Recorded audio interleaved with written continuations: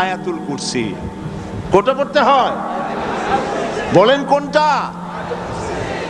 চট্টগ্রাম তাফসীর মাহফিল উপলক্ষেও কিছুটা ভূত প্রেতের আসর হয়েছে। এই ভূত প্রেতের আসর থেকে রক্ষা করার জন্যে সকলে আমার সাথে পড়েন যথারীতি। আউযু বিল্লাহি মিনাশ শাইতানির রাজীম। বিসমিল্লাহির রাহমানির রাহিম। আল্লাহু লা ইলাহা ইল্লা হুয়াল হাইয়ুল কাইয়্যুম লা তা'খুযুহু সিনাতুন ওয়ালা নাওম লাহু মা ফিস সামাওয়াতি ওয়া মা ফিল আরদ মান যাল্লাযী ইয়াশফা'ু 'ইনদাহু ইল্লা বিইযনিহি ইয়া'লামু মা বাইনা আইদিহিম ওয়া মা খালফাহুম ওয়া লা ইউহীতুনা বিশাইইন মিন ইলমিহি ইল্লা বিমা শাআ وسع كرسيه السماوات والأرض ولا يؤوده حفظهما وهو العلي العظيم صدق الله العظيم সবাই বলেন সাদাকাল্লাহুল আযীম। আয়াতুল কুরসি আগে এটার অর্থ করে নেই। আল্লাহু লা ইলাহা ইল্লা হুয়াল হাইয়ুল কাইয়্যুম। আল্লাহ হচ্ছেন তিনি যিনি ছাড়া কোনো ইলাহ নাই, যিনি সার্বভৌমত্বের একমাত্র মালিক। লা তাখুযুহু সিনাতুন ওয়ালা নাওম, যাকে ঘুম এবং তন্দ্রা স্পর্শ করে না। লাহু মা ফিস সামাওয়াতি ওয়া মা ফিল আরদ, আকাশ ও জমিনে যা কিছু আছে সবই তার। মান যাল্লাযী ইয়াশফাউ ইনদাহু ইল্লা বিইজনিহি, কে আছে এমন যে তার কাছে সুপারিশ করতে পারে তার বিনা অনুমতিতে? মা বাইনা আইদিহিম ইয়ালামু মা বাইনা আইদিহিম ওয়া মা খালফাহুম, তিনি সবার অগ্র পশ্চাৎ এর সব কিছুর খবর রাখেন। ওয়ালা ইউহীতুনা বিশাইইন মিন ইলমিহি ইল্লা বিমা শাআ, তার জ্ঞাত বিষয়ের কিছুই মানুষ নিজেদের আয়ত্তে আনতে পারে না। অবশ্য আল্লাহ যদি কাউকে কিছু দিতে চান, কুরসি এই আয়াতটি আয়াতুল কুরসি হিসেবে পরিচিত। কি নামে পরিচিত? আয়াতুল কুরসি। এখানে মহান আল্লাহ পাকের এমন সব পূর্ণাঙ্গ পরিচিতি পেশ করা হয়েছে যার নজির গোটা কোরআন শরীফে নাই। সুবহানাল্লাহ। তাই হাদিস শরীফে এই আয়াতটিকে শ্রেষ্ঠ আয়াত বলা হয়েছে। কোরআন শরীফের কি আয়াত? শ্রেষ্ঠ আয়াত বলা হয়েছে। আমরা প্রত্যেকটি ফরজ নামাজের পরে এই আয়াতে কারিমা পড়ে থাকি, ঠিক কিনা বলে? আল্লাহর প্রত্যেক ফরজ নামাজের পরে আয়াতুল কুরসি যে ব্যক্তি পাঠ করবে, কিয়ামতের দিন আল্লাহ রাব্বুল আলামিন ওই ব্যক্তির ব্যাপারে সিদ্ধান্ত নেবেন, আল্লাহ তাকে জান্নাত দান করে দিবেন। হতে পারে এবার আপনারা কেউ করতে পারেন, বাস ওয়াজ আর না শুনলে চলবে, আয়াতুল কুরসি পড়বো আর জান্নাতে চলে যাব না। বিষয়টা এমন নয়। বিষয়টা হচ্ছে এই আয়াতুল কুরসির মধ্যে এমন কিছু কথা আছে যা বুঝে যদি পড়ে আর আমল করে আল্লাহ পাক কিয়ামতের সিদ্ধান্ত নেবেন, জান্নাত দিয়ে দিবেন। সুবহানাল্লাহ বলেন, সুবহানাল্লাহ। এর কারণ হলো আয়াতুল কুরসির মধ্যে আল্লাহ পাক সার্বভৌমত্বের কথা বলেছেন। আজ আমরা স্লোগান দেই সব সমস্যার সমাধান। ও মাশাআল্লাহ, চট্টগ্রামের সবাই বোধহয় এই পরিচিত স্লোগানটা জানেন না। জবাব তো আপনারা জবাব দিতে পারলেন না কেন? সব সমস্যার সমাধান দেন স্লোগান আপনারাই।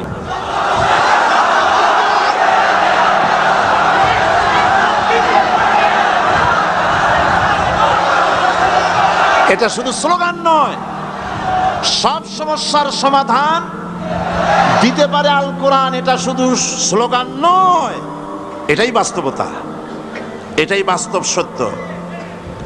আয়াতুল কুরসির মধ্যে রয়েছে একটি জটিল সমস্যার সমাধান, যাকে সহজ কথায় বলা যায় গদি সমস্যার সমাধান। কুরসি মানে হলো গদি।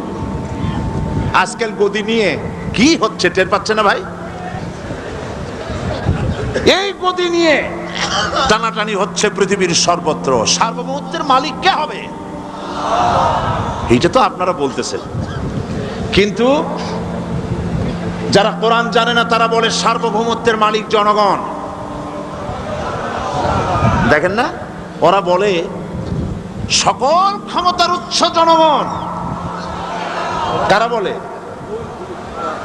নেতা নেত্রীরা বলেন সকল ক্ষমতার উৎস, কর না কেন, উৎস জনগণ। এই কথাটা হলো আসলে ভোটারদেরকে পাম্পট্টি দেওয়া, আপনাদেরকে ফুলাইয়া ডানলপ টায়ার বানায়। আপনারা খুব খুশি হবেন সমস্ত ক্ষমতার উৎস তাহলে আমরা। আরে বাবারা, তোমরা সকল ক্ষমতার উৎস যার পেট ভরা ময়লা, নাকের মধ্যে ছাতা, দাঁতে ছাতা, তুমি হবা সকল ক্ষমতার উৎস। আহার, ক্ষমতার ঠেলায় একটা সাপ দেখলে ভয়তে সিট হয়ে পড়ো, সাইকেলের টায়ার বাস্ট হইলে হার্ট ফেল করে।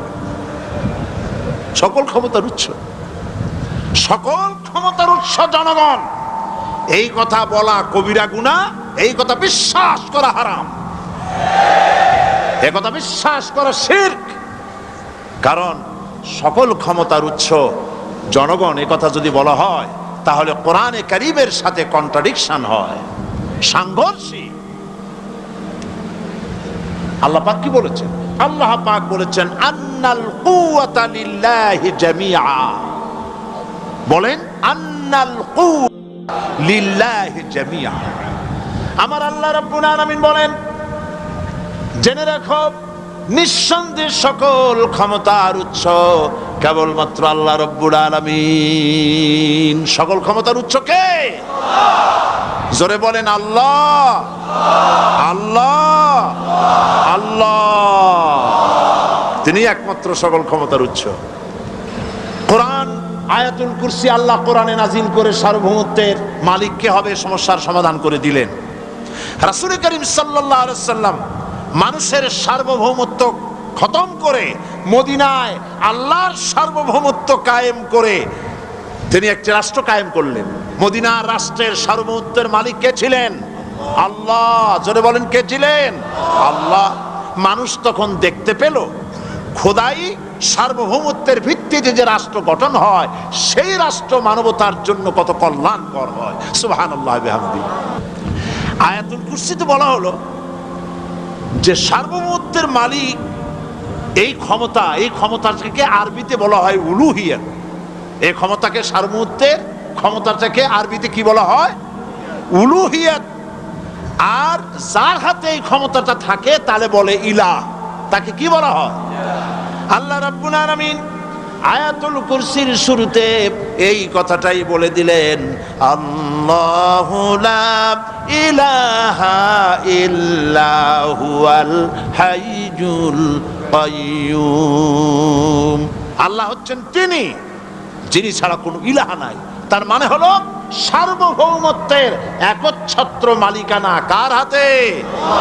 চিৎকার দিয়ে বলুন, আল্লাহ রাব্বুল আলামিনের হাতে। সার্বভৌমত্বের এই ক্ষমতা হস্তান্তরযোগ্য নয়। আর সার্বভৌমত্বের মালিক যিনি হবেন তার শুরু থাকবে না, শেষও থাকবে না। এই কোয়ালিটি কার মধ্যে আছে? আল্লাহ পাকের মধ্যে। আল্লাহ পাক বললেন তিনি হচ্ছেন আল হাই আল কাইয়্যুম। তিনি হাইয়্যু, তিনি কাইয়্যুম। তিনি শাশ্বত, তিনি জাগ্রত, তিনি চিরস্থায়ী, যার শুরুও নাই, যার শেষও নাই। সুবহানাল্লাহ বিহামদিহি। এই সার্বভৌমত্বের মালিকানা নিয়ে যারা বসে আছে, যে কোনো মুহূর্তে তার হাত থেকে ক্ষমতা ছিনতাই হয়ে যেতে পারে, পারে কিনা? আর ঘুমায় থাকলে, সার্বভৌমত্বের মালিক দাবি করে যদি ঘুমায় থাকে, ততক্ষণ ভারপ্রাপ্ত বানাবে কারে? এই জন্য সার্বভৌম মালিক হচ্ছেন আল্লাহ পাক, যাকে ঘুম এবং তন্দ্রা স্পর্শ করে না। সার্বভৌমত্বের মালিকের কোয়ালিটি আল্লাহ পাক বলছেন। এই জন্য মালিক হচ্ছেন আল্লাহ পাক, যাকে ঘুম এবং তন্দ্রা স্পর্শ করে না। সার্বভৌমত্বের মালিকের কোয়ালিটি আল্লাহ পাক বলছেন,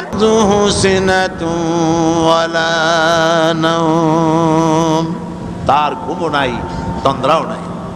হযরত মূসা সালাম আল্লাহ পাকের কাছে একবার প্রশ্ন তুলেছেন, আল্লাহ পাক তুমি নাকি? আল্লাহ বলেন, তুমি বিশ্বাস করো না? মূসা আলাইহিস সালাম বলছেন, অবশ্যই বিশ্বাস করি। আল্লাহ পাক বললেন, বিশ্বাস যদি করো তাহলে বুঝানো যাবে। হযরত ইব্রাহিম আলাইহিস সালাম বলেছিলেন আল্লাহ পাকের কাছে, কাইফা রব্বি আরিনি কাইফা তুহিল মাউতা, হে রব তুমি আমারে দেখাও কেমনে তুমি মৃত্যুকে জিন্দাকে মৃত্যু করো, মৃত্যুকে জিন্দা করো, একটু দেখাও আমারে। আল্লাহ পাক বললেন, আওয়ালাম তুমিন, বিশ্বাস করো না? ইব্রাহিম আলাইহিস সালাম সঙ্গে সঙ্গে বললেন, বালা। নাম বললেন না, বালা মানেও হ্যাঁ, নাম মানেও হ্যাঁ, কিন্তু একটু বেশ কম আছে। তিনি নাম না বলে বালা বললেন। নামের অর্থ হলো হ্যাঁ, আর না বালার অর্থ হচ্ছে কেন নয়, অবশ্যই বিশ্বাস করি। ওয়ালাকিন লিয়াতমাইন্না কালবি, তবে আল্লাহ তুমি যদি চোখে দেখাও একটু, তাহলে এগুলি একটুখানি লিয়াতমাইন্না কালবি, আমার অন্তরাত্মা প্রশান্তি লাভ করবে যদি চোখে দেখতে পারি। আল্লাহ বলেন, তাহলে তোমারে দেখাবো। আল্লাহ দেখাইলেন।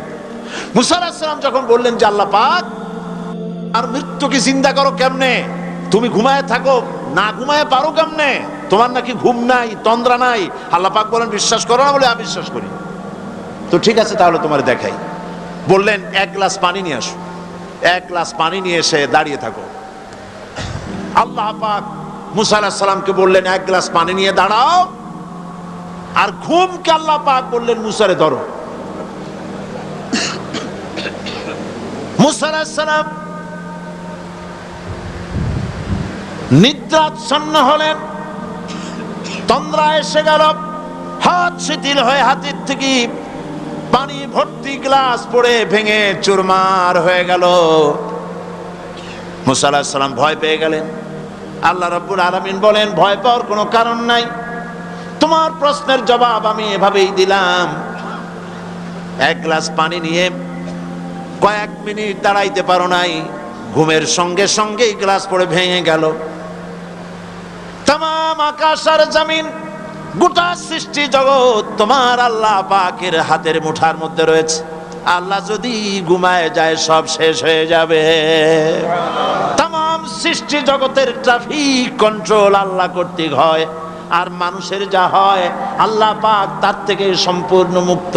আল্লাহ পাকের ঘুম নাই, তন্দ্রাও নাই, মানবীয় কোয়ালিটি থেকে, গুণ থেকে মুক্ত, মুবাররা, পবিত্র। আল্লাহ রাব্বুল আলামিন সার্বভৌমত্বের একচ্ছত্র মালিক হচ্ছেন আল্লাহ পাক, তিনি ছাড়া কোনো ইলাহ নাই। তিনি পরিষ্কার করে বলছেন, আল্লাহু লা ইলাহা ইল্লা হুয়াল হাইয়ুল কাইয়্যুম। সবাই পড়েন, আল্লাহু লা ইলাহা ইল্লা হুয়াল হাইয়ুল কাইয়্যুম। আল্লাহ হচ্ছেন সার্বভৌমত্বের মালিক, তিনি ছাড়া কোনো ইলাহ নাই। এমন একটি আয়াত তাফসীরের জন্য আল্লাহ এনে দিয়েছেন, যেই আয়াতটি বুঝলে পরে দুনিয়াও শান্তি, আখিরাতেও শান্তি। গদি সমস্যার সমাধান হবে, সব সমস্যার সমাধান হবে। আয়াতুল কুরসি এমন আয়াত, যা তেলাওয়াত করলে, বুঝলে, আমল করলে কিয়ামতের দিন আল্লাহ পাক তার সম্পর্কে সিদ্ধান্ত নেবেন, জান্নাত দিয়ে দিবেন। সুবহানাল্লাহ। আউযু বিল্লাহি মিনাশ শাইতানির রাজীম। বিসমিল্লাহির রাহমানির রহিম। প্রত্যেক অক্ষরে অক্ষরে 10-10 করে নেকি এখন আমাদের নামে নামায় আমলে লেখা হচ্ছে। সুবহানাল্লাহ।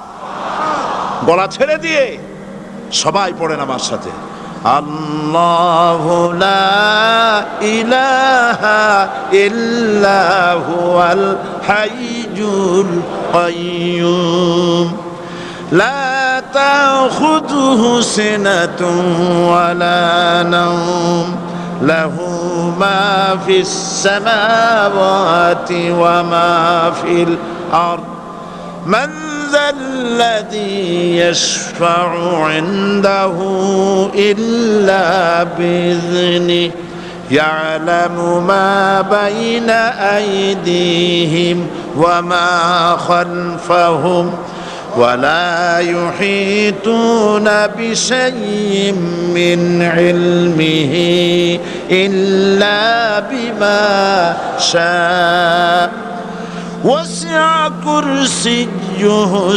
السماوات والأرض ولا يؤوده حفظهما وهو العلي العظيم صدق الله العظيم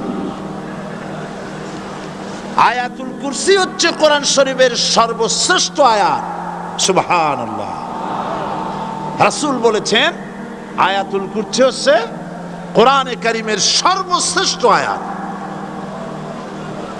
এবং আল্লাহ পাকের তাওহীদের ব্যাপারে সার্বভৌমত্বের ব্যাপারে এত বিস্তারিত অল্পের মধ্যে আর অন্য কোন আয়াতের মধ্যে ভাবে আসে নাই এই জন্য আয়াতুল কুরসির এত মর্যাদা কালকে আরো একটি হাদিস শোনাইছিলাম বোধহয় নিশ্চয়ই আপনাদের মনে আছে প্রত্যেক ফরজ নামাজের পরে আয়াতুল কুরসি যে একবার পড়বে তেলাওয়াত করবে কিয়ামতের দিন আল্লাহ পাক তার সম্পর্কে সিদ্ধান্ত নেবেন তাকে জান্নাত দিয়ে দিবেন সুবহানাল্লাহ কইতে ইচ্ছে করলো না আলহামদুলিল্লাহ বলবেন না তার অর্থ হলো এই আয়াতুল কুরসি যদি মানুষ পড়ে আর বোঝে আর ওই অনুযায়ী যদি আকীদা তৈরি হয় জীবন তৈরি হয় তার জীবন জান্নাতের জন্য তৈরি হয়ে যায় গতকাল আল্লাহ পাকের সার্বভৌমত্বের কথা আমরা আলোচনা করেছিলাম আলোচনা করব আল্লাহ পাকের পরিচয় আল্লাহ পাক তিনি কে আমরা বলি আল্লাহ আমরা কি বলি বলেন সবাই কি বলি আমি অনেকবার আপনাদেরকে এই কথাটা বলেছি বোধহয় নিশ্চয়ই মনে আছে আল্লাহ এই উচ্চারণটা আমাদের অনেকের হয় না কেউ বলে না আল্লাহ আল্লাহ পাকের উচ্চারণটা হচ্ছে আল্লাহ পাকের নামকরণ হচ্ছে আল্লাহ মুখটা একটু গোল হয়ে যাবে বলেন আল্লাহ আল্লাহ আল্লাহ পৃথিবীতে বিভিন্ন জাতি তার স্রষ্টাকে তারা যাকে স্রষ্টা মনে করে বিভিন্ন নামে ডাকে কেউ বলে ভগবান কেউ বলে ঈশ্বর কেউ বলে পরমেশ্বর কেউ বলে বিধাতা কেউ বলে গড বিভিন্ন নামে লোকেরা এভাবে ডাকে তো ভগবান বললে তার প্রতিশব্দে স্ত্রীলিঙ্গে কি আসে বলেন ভগবতী ঈশ্বর বললে স্ত্রীলিঙ্গে কি আসে ঈশ্বরী বিধাতা বললে তার স্ত্রীলিঙ্গে কি আসে বিধাত্রী গড এটার স্ত্রীলিঙ্গে আসতে কি হবে তো প্রত্যেকটি তারা যে ভাষায় আল্লাহকে ডাকে প্রত্যেকটি ভাষায় স্ত্রীলিঙ্গে একটি প্রতিশব্দ আসে আল্লাহ এর স্ত্রীলিঙ্গে এর প্রতিশব্দে আরেকটি শব্দ কি গোটা বিশ্ব খুঁজে পাওয়া যাবে জোরে বলেন যাবে যাবে না এবং অন্যান্য নামগুলি সন্ধি বিচ্ছেদ করলে অর্থই হবে না গড এটাকে যদি উল্টায়া বলা হয় তাহলে কি হয়ে যাবে এবার দেখুন আল্লাহ এই নাম আল্লাহর পরিচয় কি যদি বলা হয় যে আল্লাহর পরিচয় কি, শুধু আল্লাহ দিয়ে আল্লাহকে চেনা যাবে, আল্লাহকে চেনা যাবে। আল্লাহ রাব্বুল আলামিন বলছেন, আল্লাহু লা ইলাহা ইল্লা হুয়াল হাইয়ুল কাইয়্যুম। আল্লাহ হচ্ছেন তিনি যিনি ছাড়া কোনো ইলাহ নাই, মাবুদ নাই, উপাস্য নাই। সুবহানাল্লাহ। এখন আল্লাহর যদি প্রথম একটা অক্ষর আলিফ ছেড়ে দেওয়া হয় তাহলে থাকবে কি? লিল্লাহ। এই লিল্লাহ দিয়েও কেউ যদি আল্লাহর পরিচয় পেতে চায় তাহলে পেয়ে যাবে। আল্লাহ রাব্বুল আলামিন কোরআনে কারীমের ভিতরে শুধু লিল্লাহ দিয়েও আল্লাহকে চেনার ব্যবস্থা করেছেন। লিল্লাহি মা ফিস সামাওয়াতি ওয়া মা ফিল আরদ। আকাশ এবং জমিনের সার্বভৌমত্বের একচ্ছত্র মালিকানা কার? আল্লাহ পাকের। এখন লিল্লাহ থেকে একটা লাম ছেড়ে দেন, কি থাকবে? লাহু। এই লাহু দিয়েও আল্লাহর পরিচয় পাওয়া যাবে, যাবে না? কোরআন বলছে, লাহু মাকালিদুস সামাওয়াতি ওয়াল আরদি ইউবসিতুর রিজকা লিমান ইয়াশা। আকাশ এবং জমিনের রিজকের চাবিকাঠি আল্লাহ পাকের কাছে, যারে খুশি তিনি পর্যাপ্ত রিজেক তিনি দান করেন। সুবহানাল্লাহ।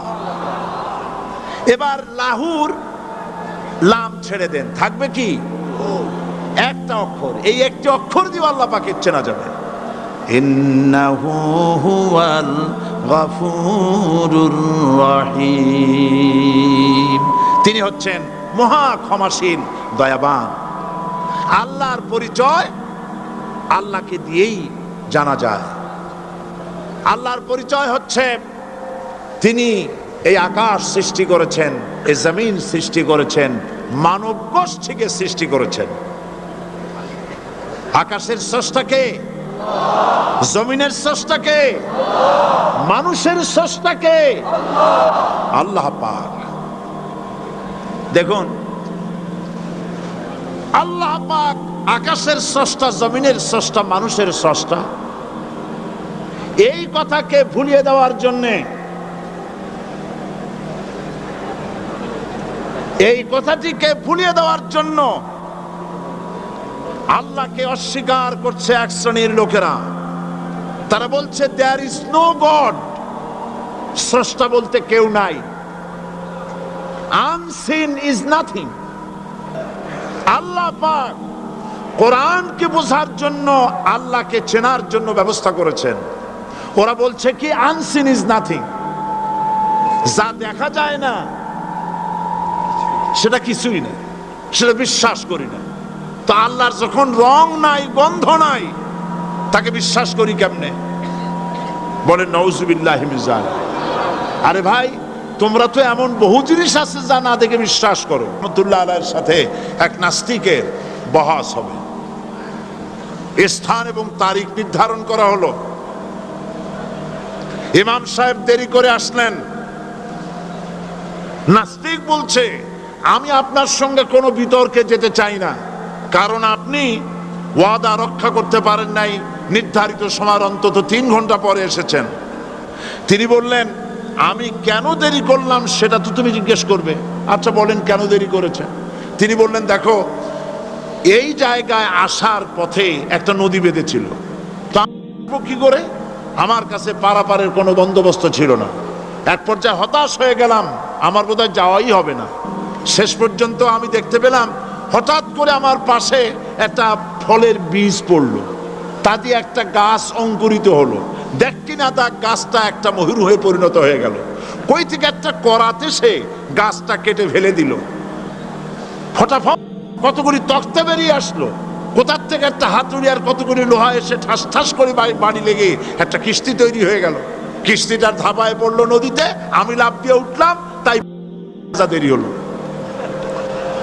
নাস্তিক বলছে, আপনার সাথে আমি জানছিলাম যে আপনি অত্যন্ত বুদ্ধিমান মানুষ, কিন্তু যে ঘটনা শুনাইলেন আপনার স্ক্রু একটাও টাইট আছে বলে মনে হয় না, আপনার সাথে আর কোনো বহস নয়। তিনি বললেন কেন? কয় বহস না, আপনি বলছেন যে এইরকম একটা গাছ চারা হয়ে গেল, সাথে সাথে বিনা মিস্ত্রিতে গাছটা কাটলো, তারপর এইটা দিয়ে তক্তা হইলো, লোহা আসলো, হাতুড়ি হইলো, বিনা মিস্ত্রিতে কিস্তি তৈরি হয়ে গেল, নৌকা এটা পড়লো নদীতে, আর বিনা মাঝিতে আপনি পার হয়ে আসলেন। এটা কি আদৌ সম্ভব? ইমাম আবু হানিফা রহমতুল্লাহ আলাইহি বলছেন, তোমার সাথে আমি কোনো কিতাব দিয়ে ঝগড়া করব না, কোনো কিতাব দিয়ে আমি তোমার সাথে বহস করব না। এই একটি দৃষ্টান্ত তোমার জন্য যথেষ্ট।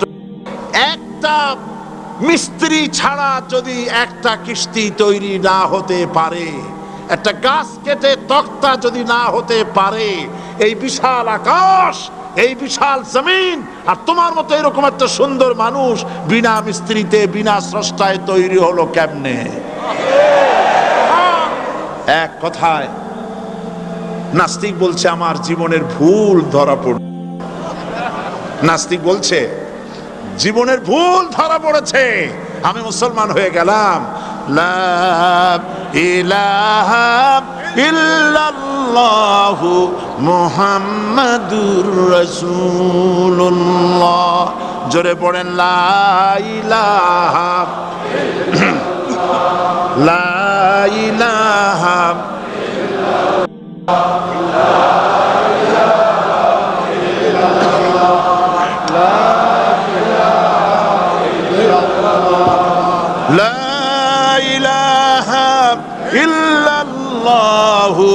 মুহাম্মাদুর রাসূলুল্লাহ।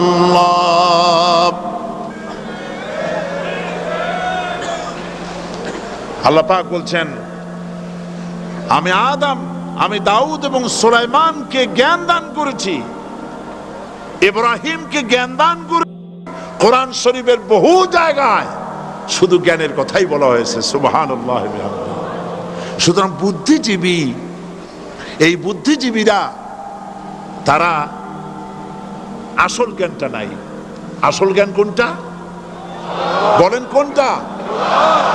ডক্টর শহীদুল্লাহ মরহুম, আমি অনেকবার বলেছি তার কথা, তাকে জান্নাতুল ফেরদাউস নসিব করুন বলেন আমিন। ডক্টর শহীদুল্লাহ মরহুম বলতেন তার লোকদেরকে যে তোমরা বিদেশ থেকে অনেক ডিগ্রি নামের আগে আনতে পারো, তোমরা পণ্ডিত, একথা আমি স্বীকার করি, কিন্তু কোরআন শরীফের জ্ঞান যদি না থাকে তাহলে পণ্ডিতের আগে আর একটা শব্দ বসবে, মূর্খ পণ্ডিত। কোরআনের জ্ঞান পাণ্ডিত্যকে পরিপূর্ণ করে দেয়, কারণ ওয়ামা উতীতুম মিনাল ইলমি ইল্লা কালিলা। সুবহানাল্লাহ। আল্লাহ পাক বলছেন তোমাদেরকে সামান্যতম জ্ঞান দান করেছি। কতটুকুন জ্ঞান? কতটুকুন? সামান্যতম জ্ঞান দান করেছি। সুতরাং আল্লাহ পাক কোরআনের মধ্যে তার নিজের পরিচয় ছোট্ট একটি সূরার মধ্যে ব্যাপক আকারে বলে দিয়েছেন। কি? কুল হুয়াল্লাহু আহাদ। সবাই পড়েন আমার সাথে, কুল হুয়াল্লাহু আহাদ আল্লাহুস সামাদ লাম ইয়ালিদ ওয়া লাম ইউলাদ ওয়া লাম ইয়াকুল লাহু কুফুয়ান আহাদ। আল্লাহ পাক বলেন আল্লাহ এক এবং একক, তিনি কারো মুখাপেক্ষী নন, তিনি কাউকে জন্ম দেন নাই, তাকেও কেউ জন্ম দেয়নি। আকাশ আর জমিনে আল্লাহর সমকক্ষ কেউ নাই। সুবহানাল্লাহ। তাকে কেউ জন্ম দেয়নি, তিনিও কাউকে জন্ম দেননি। তিনি এক, তিনি ছিলেন, তিনি আছেন, তিনি থাকবেন। তার শুরুও নাই, তার শেষও নাই। সুবহানাল্লাহ। এই আল্লাহ রাব্বুল আলামিন তার পরিচয় আয়াতুল কুরসি সার্বভৌমত্বের পরিচয় দিয়েছে, আল্লাহর পরিচয় দিয়েছে। আল্লাহ তিনি খালিক। মানব সৃষ্টির এবং পৃথিবী সৃষ্টির ইতিহাস ঘাটলে মানুষের যদি কিসমত ভালো থাকে তাহলে আল্লাহর সান্নিধ্য, আল্লাহর অস্তিত্ব সম্পর্কে জ্ঞান তাকে আল্লাহ পাক দান করে দেন। সুবহানাল্লাহ। পৃথিবী সৃষ্টির ব্যাপারে বুদ্ধিজীবীরা কি বলছেন দেখুন। পৃথিবী সৃষ্টির ব্যাপারে বিজ্ঞানীরা বলছেন যে এই পৃথিবী এরকম ছিল না, তো কি রকম ছিল? এইটা সূর্যের পাশ থেকে একটা উজ্জ্বল শক্তিশালী জ্যোতিষ্ক দারুণ ফোর্স নিয়ে যাচ্ছিল। সেই ফোর্স সহ্য করতে না পেরে সূর্যের একটি দুর্বলতম অংশ সূর্য থেকে ছিটকে মহাশূন্যে পড়ে গেল, আর ঘুরতে ঘুরতে এই পৃথিবীর অস্তিত্ব লাভ করল। বিজ্ঞানের এই কথা যদি বিশ্বাস করতে হয়, তাহলে আমাকে বলতে হয় এখন তো মানুষেরা আর পৃথিবীতে ধরছে না, ঠিক কিনা? কথা বলছেন না কেন? মানুষ পৃথিবীতে এখন ধরতেছে? বিভিন্ন দেশ খালি বলতেছে মানুষ কমাও, সন্তান কমাও, বিভিন্ন পদ্ধতি গ্রহণ করো, আর মানুষ বাড়ায়ও না। আল্লাহ পাক বলছেন আল্লাহু লা ইলাহা ইল্লা হুয়াল হাইয়ুল কাইয়্যুম। আল্লাহ হচ্ছেন তিনি যিনি ছাড়া কোনো ইলাহ নাই। লা ইলাহা ইল্লাহু, তিনি ছাড়া কোনো ইলাহ নাই, সার্বভৌমত্বের মালিক কেউ নাই। এই যে লা ইলাহা, কোনো ইলাহ নাই, আমরা কালেমার মধ্যে এই কথাটা বলি। আমাদের কালেমায়ে তাইয়্যিবা আমরা কি উচ্চারণ করি? লা ইলাহা ইল্লাল্লাহু মুহাম্মাদুর রাসূলুল্লাহ। জোরে পড়েন লা ইলাহা লা ইলাহা ইল্লাল্লাহু মুহাম্মাদুর রাসূলুল্লাহ। লা ইলাহা, কোনো ইলাহ নাই। এই দাওয়াত দিয়েছেন দুনিয়ার সমস্ত পয়গম্বর। এইটা কি শুধু রাসূলুল্লাহর দাওয়াত ছিল? সমস্ত নবীদের স্লোগান ছিল একটা। সমস্ত নবীদের স্লোগান ছিল কয়টা? সবাই বলুন, কি সেই স্লোগান? লা ইলাহা ইল্লাল্লাহ। কোরআন শরীফের ভিতরে ইলাহ শব্দ 147 বার এসেছে। লা ইলাহার অর্থ যদি এই হয় কোনো উপাস্য নাই আল্লাহ ছাড়া, কোনো মাবুদ নাই আল্লাহ ছাড়া, মুহাম্মদ সাল্লাল্লাহু আলাইহি সাল্লাম আল্লাহর প্রেরিত রাসূল, তাহলে তো এত ঝঞ্ঝাট হওয়ার কথা ছিল না। আপনারা বলেন, নবীরা যখনই এই দাওয়াত দিয়েছেন লা ইলাহা ইল্লাল্লাহ, তখন সংঘর্ষ হয়েছে কিনা? হয়েছে কিনা? বাধা আসছে কিনা? তাহলে এই কথাটা কি যার কারণে এরকমের বাধা আসে? লা ইলাহা ইল্লাল্লাহ, এর চাইতে বিপ্লবাত্মক, এর চাইতে রিভলিউশন সৃষ্টিকারী কথা আল্লাহর আকাশের নিচে জমিনের উপরে আর একটাও হতে পারে না। লা ইলাহা ইল্লাল্লাহ। ইলাহ শব্দের অর্থ শুধু উপাস্য আর মাবুদ নয়। ইলাহ শব্দের অর্থ হচ্ছে আইনদাতা, ইলাহ শব্দের অর্থ হচ্ছে শাসনকর্তা, ইলাহ শব্দের অর্থ হচ্ছে বিধানদাতা।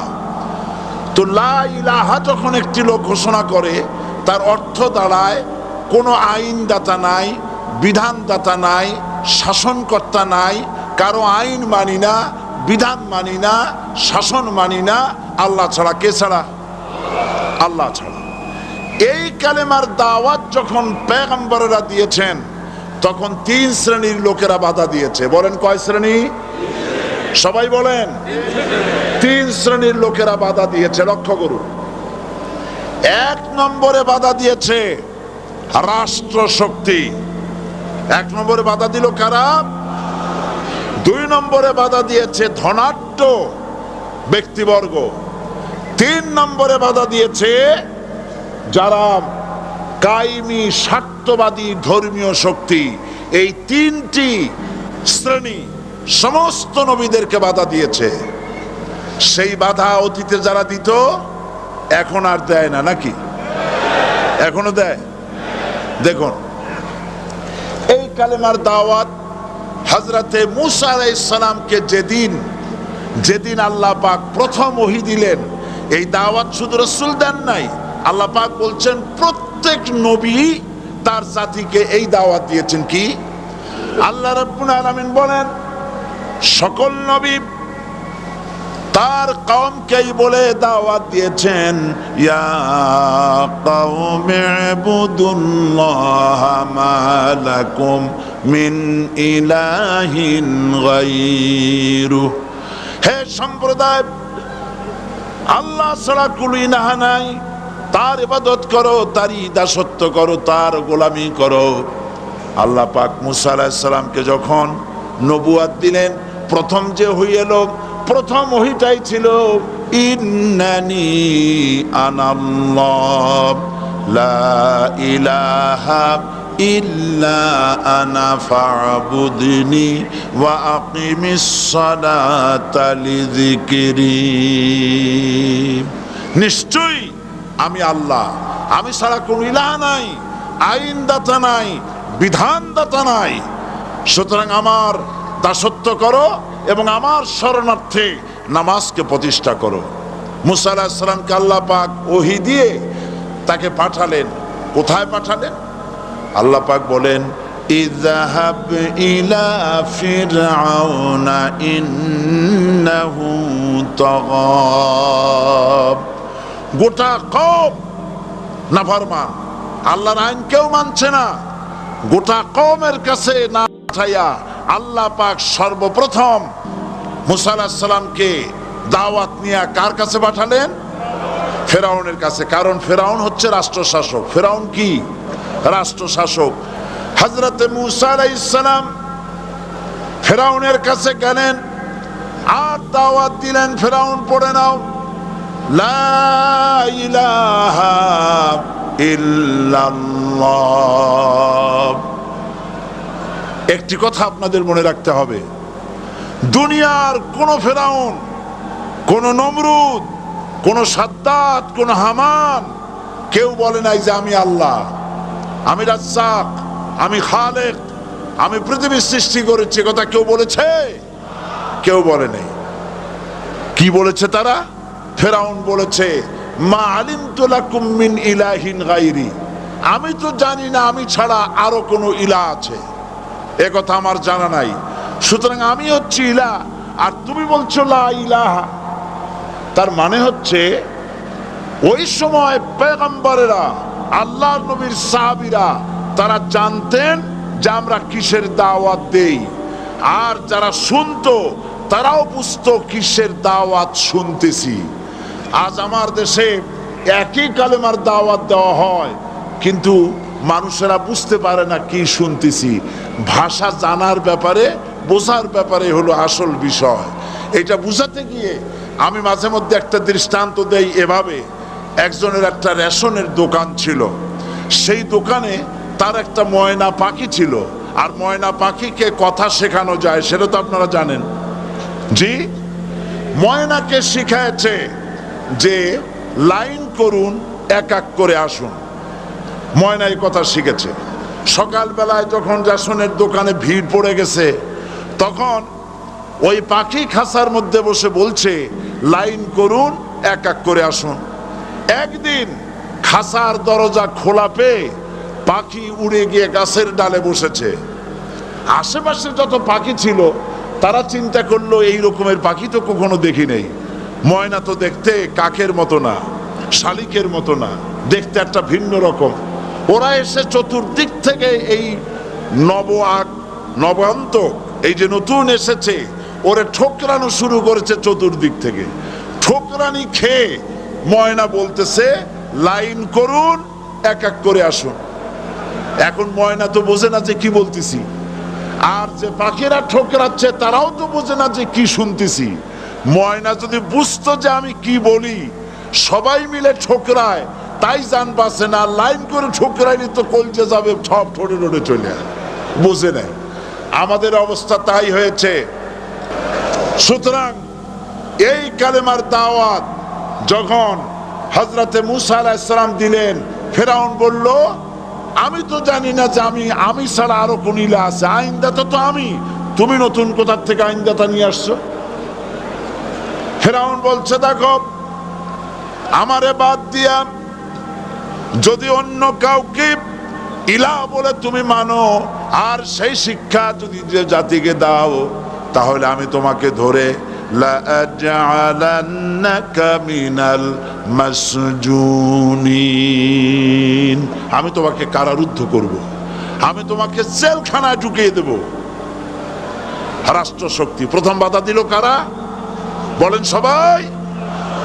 সেই বাধা কি ওখানে শেষ হয়েছে না এখনো আছে? আছে কিনা জোরে বলেন। আমি তোমাকে জেলখানায় ঢুকাবো। হযরত মুসা আলাইহিস সালাম বলেন, ফেরাউন রে, জেলের ভয় আমি করি না, আমাকে জেলের ভয় দেখায়া লাভ নাই। আমি আল্লাহ পাকের পয়গম্বর হযরত মুসা আলাইহিস সালাম। ফেরাউনের দলবল আছে, লোক লস্কর আছে, তার অস্ত্রের অভাব নাই। আল্লাহ রাব্বুল আলামিন মুসা আলাইহিস সালামের কাছে একটা অস্ত্র দিয়া দিলেন। দিছিলেন কিনা? দিছিলেন কিনা? আল্লাহ পাক হযরত মুসাকে বলেছেন, ওয়া মা তিলকা বিয়ামিনিকা ইয়া মুসা, মুসা রে তোমার হাতে ওটা কি? মুসা আলাইহিস সালাম বললেন, এটা লাঠি। আল্লাহ পাক বললেন, ফেলে দাও লাঠি। লাঠি ফালায় দিলেন, কি হয়ে গেল? হিয়া হাইয়াতুন তাসআ, লাঠি হয়ে গেল। এখন লাঠি পড়ে সাপ হয়ে গেল। সাপ দেখে নবী হোক, ওলি হোক, সাহাবী হোক আর আলেম হোক, সাপ দেখলে ভয় করে না মানুষের? মুসা আলাইহিস সালাম ভয় পেয়েছেন।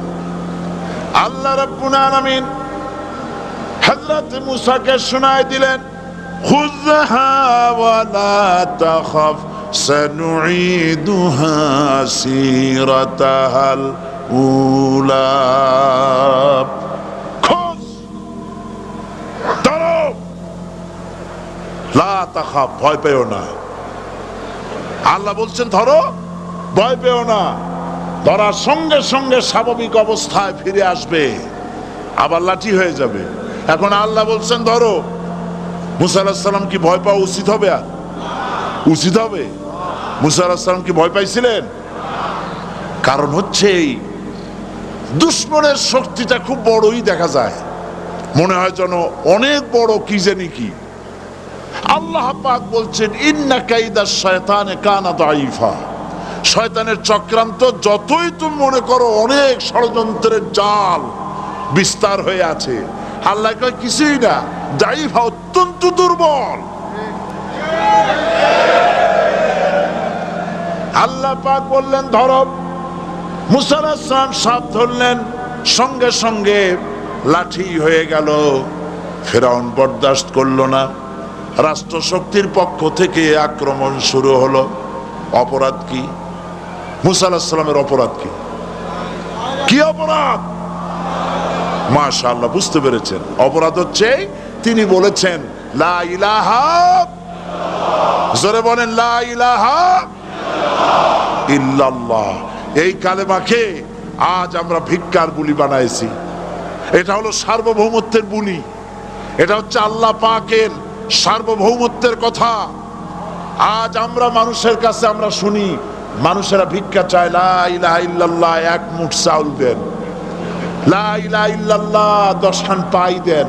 এই হচ্ছে কালেমার জিকির। আবার কেউ কেউ জিকির করতেছে লা ইলাহা আস্তে, ইল্লাল্লাহ জোরে, এমন জোরে কলব সাফ করে, কলব তাতে থাকলেও পারে, গেলেও পারে।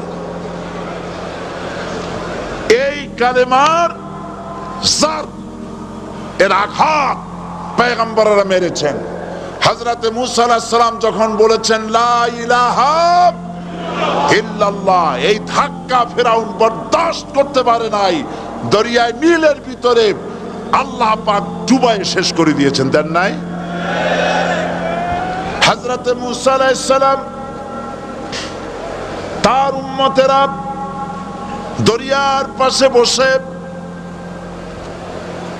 দ্বীনি কথাবার্তা বলতেছেন। এমন সময় ফেরাউন, তার শত্রু হচ্ছে মুসা আলাইহিস সালাম। শত্রু কেন? মুসা কি ফেরাউনের পাকা ধানে মই দিয়েছে নাকি? বলেন আপনারা। তার হালের গরু পিটায় মারছে নাকি? অপরাধ হলো তিনি আল্লাহর জমিনে আল্লাহর আইন প্রতিষ্ঠার কথা বলেছেন। রাষ্ট্র শক্তি বাধা দিয়েছে সমস্ত নবীদেরকে। কেন? নবীদের চরিত্র খারাপ? জোরে বলে, নবীদের চরিত্র খারাপ? নবীদের চাইতে মাসুম বেগুনাহ উন্নত চরিত্রের মানুষ আল্লাহর আকাশের নিচের জমিনের উপরে আর হয় নাই। তোমরা যে সামনে তাদের পিছনে দৌড়াও, অমুকের সৈনিক, নেতা নেতা করে মরো, এইসব নেতা যাদের পিছনে দৌড়াও, এই নেতাগুলি, আমি জিজ্ঞেস করি আপনাদেরকে, এই নেতাগুলি জীবনে একবারও জেনা করে নাই? এ ব্যাপারে অনুসারীরা আপনারা কি নিশ্চিত? মিথ্যা কথা জীবনেও কয় নাই, প্রতারণা করে নাই, ঠাট্টা করে নাই, বিদ্রুপ করে নাই, মদ খায় নাই, মানুষ হত্যা করে নাই। কিসের নেতা? নেতা হচ্ছেন সেই ব্যক্তি যিনি বলেছেন, ও আমার স্ত্রীরা, ও আমার সাহাবীরা, রাতের আধারে আমার মধ্যে যা আচরণ দেখতে পাও, দিনের আলোতে আমার মধ্যে যা দেখতে পাও, সবগুলি খুলে খুলে মানুষের কাছে বলে দাও। তার নাম বিশ্বনবী মুহাম্মদ রাসূলুল্লাহ সাল্লাল্লাহু আলাইহি ওয়াসাল্লাম।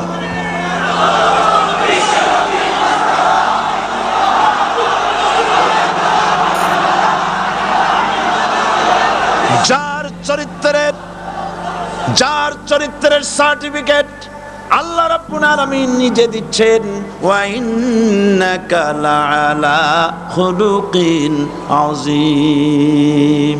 নবী হে, উন্নত চরিত্রের উপরে আপনি প্রতিষ্ঠিত। সুবহানাল্লাহ। কে সার্টিফিকেট দিচ্ছেন? আযীম, আযীম। আরবিতে চওড়াকে বলা হয় আরিদ, গভীরতাকে বলা হয় আমিক। কত প্রশস্ত, যা মাপার কোনো ফিতা নাই, কত গভীর, যা মাপার কোনো যন্ত্র নাই, এইটাকে আরবিতে বলা হয় আজিম। সুবহানাল্লাহ বলতে ইচ্ছে করে না? ও নবী, তোমার চরিত্র এমন যা মাপার মতো যন্ত্র পৃথিবীতে নাই। লা ইলাহা ইল্লাল্লাহ। পড়েন সবাই, লা ইলাহা ইল্লাল্লাহ। আপনিও যদি নবীদের মতো, সাহাবীদের মতো বুঝা এই কলেমার দাওয়াত দেন, বাধা আসবেই। বোঝাবুঝির ব্যাপার, বুঝতেই সারলো। কত মাহফিল হয় বাংলাদেশে, হয় না? কোনো বাধা নাই, ঠিক কিনা? কত পূজা হয়, পার্বণ হয়, গান হয়, থিয়েটার হয়, গুনাগার বিবির গান হয়, কত কিছু হয়। কোনো বাধা আছে? তাফসিরের মাহফিলে বাধা। কারণ ওরা বুঝতে পেরেছে এ তাফসিরের মাহফিলে গাজীর গীত হয় না, এ তাফসিরের মাহফিলে আল্লাহর সার্বভৌমত্ব কায়েমের আন্দোলন চলে।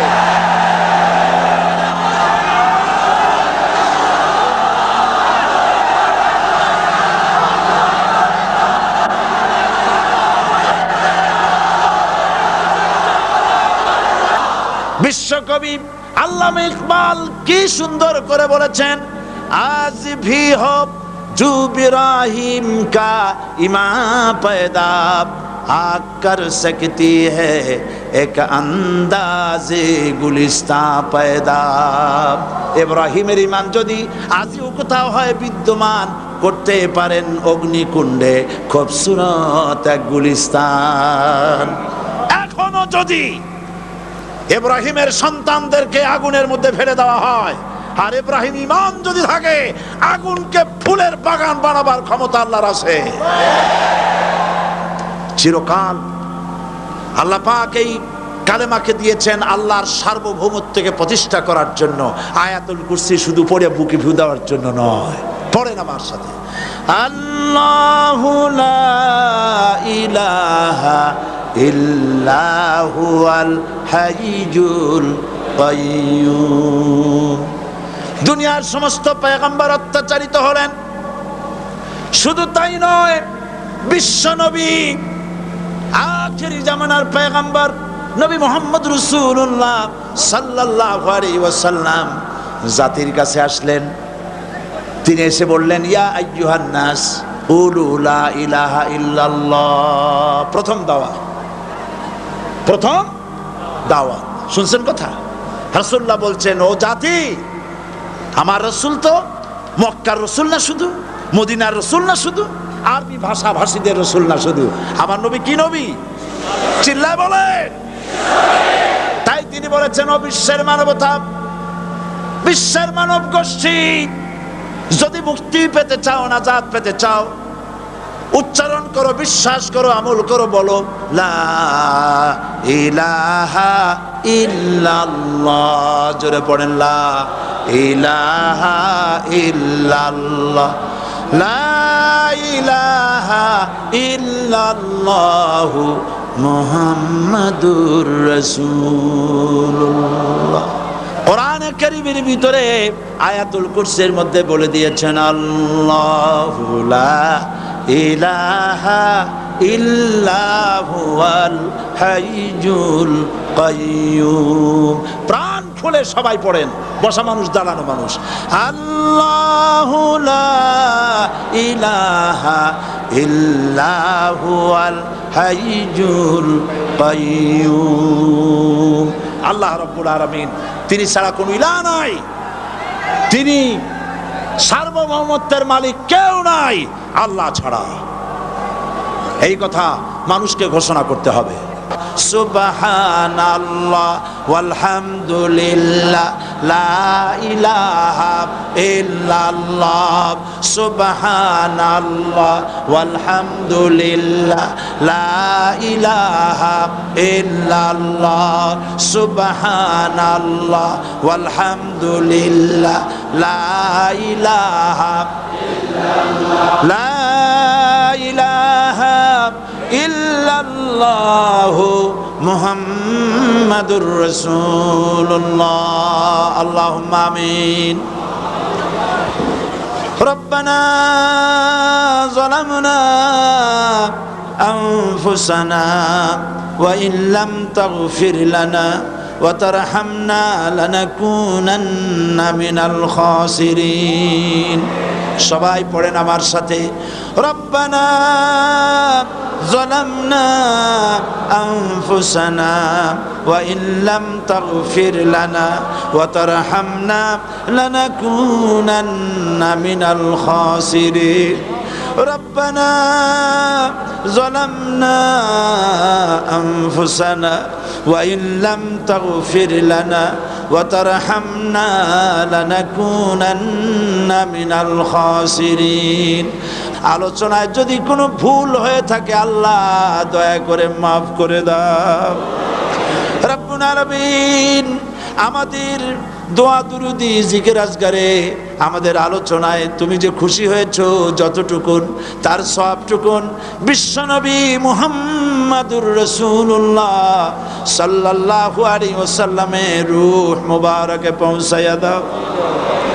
রব্বুল আলামিন, तमाम अंबियाए किराम, उलमाए मुतकद्दिमीन, उलमाए मुताखिरीन, सल्फे सालिहीन, যারা দুনিয়া থেকে মুমিনাত বিদায় হয়ে গেল, আল্লাহ কবরগুলিকে জান্নাতের টুকরায় পরিণত করে দাও। রব্বুল আলামিন, এই লক্ষ লক্ষ মুসলমান নরনারী ভিক্ষুকের মতো তোমার দরবারে হাত তুলেছি। আল্লাহ গো, আমাদের মধ্য থেকে আমাদের মা বাপ যাদের দুনিয়া থেকে বিদায় হয়ে গেছে, আল্লাহ আমাদের মা বাপের কবরে সওয়াব পৌঁছায়া দাও। রব্বুল আলামিন, আত্মীয় স্বজন যদি বিদেশে থাকে, 2 মাস 6 মাস পর চিঠি দিয়া খোঁজ খবর পাওয়া যায়, প্রত্যেক দিন টেলিফোন করে খবর পাওয়া যায়, কিন্তু আমাদের মা বাপ যাদের মারা গেল, বছরের পর বছর, যুগের পর যুগ বিদায় হয়ে গেল, কোন হালতে আছে জানি না। আল্লাহ আমাদের মা বাপের কবরগুলি জান্নাতের টুকরায় পরিণত করে দাও। রব্বুল আলামিন, আমাদের আব্বা কত মহব্বত করতেন, কত কষ্ট করেছেন। আল্লাহ তাআলা আমাদেরকে লেখাপড়া শেখাবার জন্য কত কষ্ট করেছেন, মানুষ বানাবার জন্য কত কষ্ট করেছেন। আমাদের জন্য ঘর বাড়ি বানায়া জায়গা জমি কিনে রেখে সবগুলি থুয়ে খালি হাতে চলে গেছে বাবা। আল্লাহ আমাদের আব্বার রুহের পরে সওয়াব পৌঁছায়া দাও রব্বুল আলামিন। এখন তো আর বাড়ি গেলে নাম ধরে কেউ ডাকে না। আয় আল্লাহ, আমাদের আব্বা যত গুনাহ করেছি জানা অজানা সমস্ত গুনাহগুলি আল্লাহ তুমি সাইয়াতগুলি হাসানাত দিয়া বদলাইয়া দাও রব্বুল আলামিন। আমাদের জনম দুঃখিনী মা, আয় আল্লাহ মা যা যে হারাইছে সেই বোঝে কি নিয়ামত তার চলে গেছে। আল্লাহ আমাদের মা যার বিদায় হয়ে গেছে, মায়ের কবরটাকে জান্নাতের টুকরায় পরিণত করে দাও রব্বুল আলামিন। মায়ের পেটের ভিতরে বসে 10টা মাস ধরে মায়ের কষ্ট দিছি। তিনি ডেলিভারিতে কষ্ট করেছেন, 2-2.5 বছর বুকের দুধ খেয়ে কষ্ট দিয়েছি, পেশাব পায়খানা করে মায়ের কাপড় চোপড় নষ্ট করে দিয়েছি। মা বিরক্ত হন নাই, থাপ্পড় মারেন নাই, আছাড় দিয়া ফালায় দেন নাই। আল্লাহ মা যাদের মারা গেল মাবুদ, মায়ের কবরটাকে জান্নাতের টুকরা বানায়া দাও রব্বির হামহুমা কামা রব্বায়ানি সগীরা। আমার ভাইয়েরা, আমার মা বোনেরা করুণ ভাবে আল্লাহরে বলেন রব্বির হামহুমা কামা রব্বায়ানি সগীরা, রব্বির হামহুমা কামা রব্বায়ানি সগীরা। রব্বানা তাকাব্বাল মিন্না ইন্নাকা আনতাস সামিউল আলিম ওয়া তুব আলাইনা ইন্নাকা আনতাত তাওয়াবুর রহিম। সুবহান রাব্বিকা রাব্বিল ইজ্জাতি আম্মা ইয়াসিফুন ওয়া সালামুন আলাল মুরসালিন ওয়ালহামদুলিল্লাহি রাব্বিল আলামিন। ওয়াজআল আখিরা কালিমাতিনা ইনদাল মাউত লা ইলাহা ইল্লাল্লাহু মুহাম্মাদুর রাসূলুল্লাহ। আসসালামু আলাইকুম ওয়া রাহমাতুল্লাহ।